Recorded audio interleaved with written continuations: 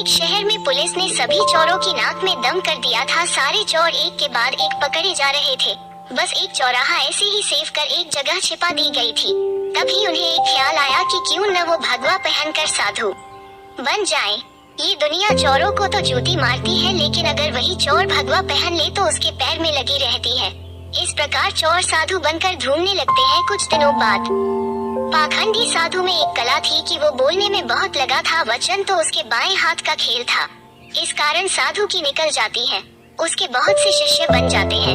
कई लोग उसके आगे पीछे घूमने लगते हैं। उसे मुफ्त में खाने को मिलते रहते हैं। पाखंडी साधु जंगल में अपने शिष्यों के साथ रहा था। उसी के आश्रम में एक सेठ आया। सेठ को भी पाखंडी साधु ने अपने बोलने की कला से प्रभावित किया। साधु से मिलने पर अपने घर से संपर्क करे तो उसे एक ख्याल आया। असल में सेठ एक दुरूह था।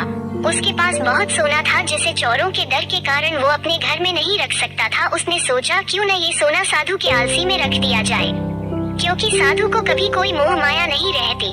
वो तो भगवान का रूप होते हैं। किसी को ऐसे देवता पर शक भी नहीं होगा कि उनके अजरों में सोना गड़ा हो गया है। ऐसा काम सेठ दूसरे दिन सोना लेकर पाखंडी साधु के अजनबी बन जाते हैं और उससे पूरी बात आ जाती है। फिर क्या था, पाखंडी साधु का तो दिल गदगद हो गया।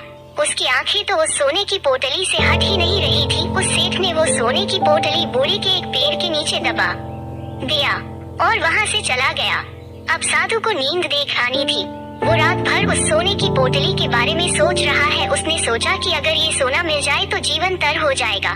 पावर बैंक भी मिलेगा जो इस भगवा कपड़ों ने लिया है। इस तरह साधु ने कई सपने देखे। दूसरी तरफ सेठ सोने को अजनबी में रखकर संतुष्ट सो रहा था। कुछ समय के आंकड़ों पर साधु ने एक योजना बनाई। उसने सोचा कि वो इस सोने को लेकर चला जाएगा और सेठ को शक नहीं हो सकता, इसलिए वो उसके घर जाने की बात कहेगा ताकि सेठ को ये ना लगे कि साधु सोना लेकर भाग रहे हैं। अगले दिन साधु सेठ के घर जाते हैं। सेठ के पास एक व्यापारी रहते हैं। साधु को अब देख सेठ खुशी से झूम रहे हैं और कई बच्चे रहते हैं। खिलाता है। साधु सेठ को अपनी जाने की बात कहते हैं। इस पर सेठ दुखी होकर उसे मना कर देते हैं, लेकिन साधु कहते हैं कि वो एक सन्यासी है, किसी एक जगह नहीं रह सकते, उन्हें कई लोगों को समर्थन देना है। ऐसा देशांत साधु बाहर दस्तक है और शख्स सेठ के घर का एक तिनका उठा लिए जाते हैं। थोड़ी देर बाद साधु वापस आते हैं, जिसे देखकर वापस आने का कारण पूछते हैं। तब साधु कहते हैं कि आपके घर का यह एक तिनका मेरी धोती में लटक कर मेरे साथ जा रहा था, वही लौटाया गया हूँ। सेठ हाथ जोड़ना कहते हैं, इसकी क्या ट्रेन है? तब साधु कहते हैं, इस संसार की किसी वस्तु पर साधु का कोई हक नहीं है। फिर अपनी बात से वो सेठ को मोहित कर देते हैं और वहाँ से निकल जाते हैं। ये सब घटना सेठ के पास बैठे व्यापारी देख रहे हैं और सेठ से पूछते हैं कि ये साधु कौन है।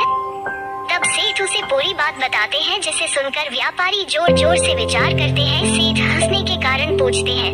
तब कारोबारी उससे कहते हैं कि तुम मूर्ख हो। वो पाखंडी हाँ लुट के ले गए। जिस पर सेठ कहते हैं, जैसी बात करते हो वो एक संत है, बहुत ज्ञानी है। देनदार कहते हैं, अगर तुम्हारा अपना सोना बचाना है तो उसे छोड़कर जहाँ सोना देनदारी थी। सेठ उसे लेकर जा रहे हैं और खुदाई कर रहे हैं, लेकिन उसे कुछ नहीं मिलते। वो रोने लगते हैं। तब कारोबारी उसे कहते हैं कि रोने का वक्त जल्दी नहीं आता, वो साधु दूर नहीं जाएगा। सेठ और व्यापारी पुलिस को बोलते हैं और पुलिस उस पाखंडी साधु को ढूंढ लेती है। तब सभी को पता चलता है कि वास्तव में ये कोई बाबा सिद्ध नहीं है। एक चोर था जिसने अपनी बोलने की कला का उपयोग कर कई लोगों को लूटा था। पुलिस से बचने के लिए भगवा पहना था। एक चोर था जिसने अपनी बोलने की कला का इस्तेमाल कर कई लोगों को लूटा था। पुलिस से बचने के लिए भगवा पहना था। सोना मिलने के बाद सेठ की जान में जान पड़ती है। सेठ व्यवसाय पूछते हैं कि कैसे पता चला कि यह साधु पाखंडी है। बिजनेस ने कहा, वो साधु बार बार आपकी उम्मीद कर रहा था। संत कितने महान होते हैं, बार बार यही दोहरा रहा था, जबकि जो वास्तव में संत होते हैं उन्हें इस बात को दोहराने की सच ट्रेन नहीं जाती।